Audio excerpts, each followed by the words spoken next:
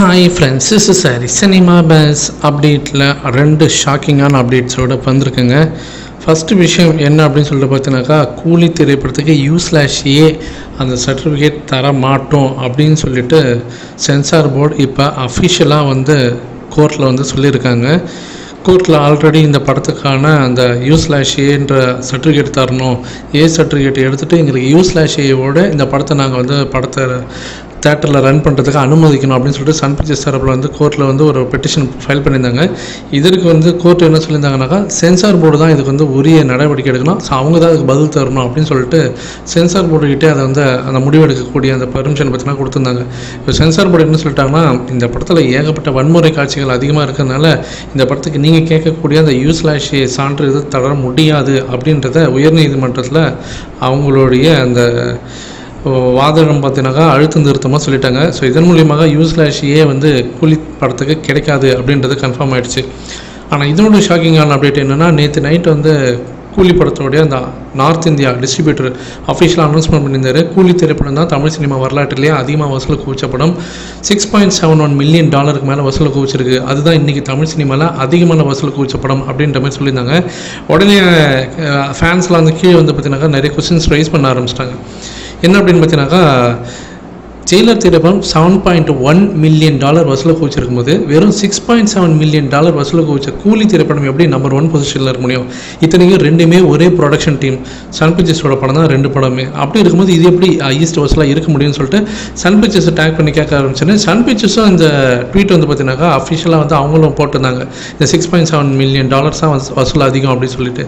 எல்லாருக்குமே ஒரு குழப்பம், என்னடா இது சொல்லிட்டு. அதுக்கப்புறம் தான் பார்த்தீங்கன்னாக்கா விசாரித்து பார்க்கும்போது நிறைய வெப்சைட்டில் இது சம்மந்தமாக கிளாரிஃபிகேஷன் கொடுத்துருந்தாங்க. மொதல் விஷயம் அப்படின்னு சொல்லி பார்த்தீங்கன்னாக்கா, இது காம்ஸ்கோர் அடிப்படையில் வச்சு தரக்கூடிய ஒரு விஷயம் தான் இது.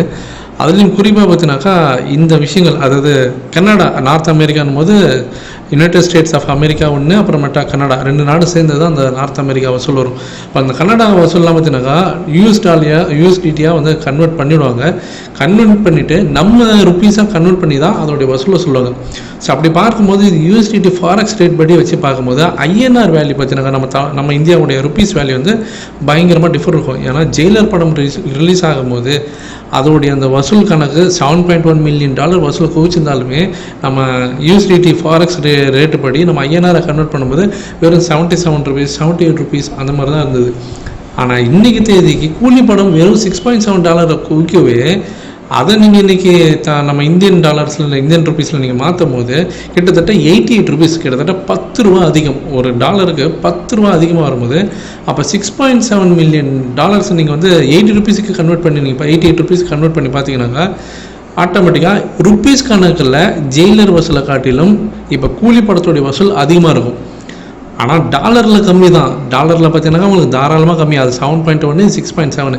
ஆனால் நீங்கள் ருப்பீஸில் கன்வெர்ட் பண்ணும்போது டோட்டலாக பார்த்தீங்கன்னாக்கா அந்த ப்ரைஸுக்கும் இந்த ப்ரைஸுக்கும் பயங்கர டிஃப்ரென்ஸ் இருக்கும். ஏன்னா இன்றைக்கி நம்ம எக்ஸ்சேஞ்சஸில் போய் நீங்கள் பார்த்தீங்கன்னா தெரியும், ₹1 USDT எவ்வளோ மாறிச்சு அப்படின்றது லாஸ்ட்டு 2-2.5 வருஷத்தில் இன்டர்நேஷ்னல் எக்ஸ்சேஞ்சஸில் ட்ரேட் பண்ணுறவங்களுக்கு, இந்த ஸ்டாக் மார்க்கெட்டில் இருக்கிறவங்களுக்குலாம் தெளிவாக தெரியும். ஸோ அதனால தான் அவங்க வெறும் டாலர்ஸில் மட்டுமே தான் அவங்க போட்டிருக்காங்க. மேபி அவங்க ருப்பீஸில் வச்சு போட்டிருந்தாங்கனாக்கா ஈஸியாக புரிஞ்சிருக்குன்னு நினைக்கிறேன். பட் ஆனால் அமெரிக்கான்னு வரும்போது டாலர்ஸில் தான் பார்ப்பாங்க.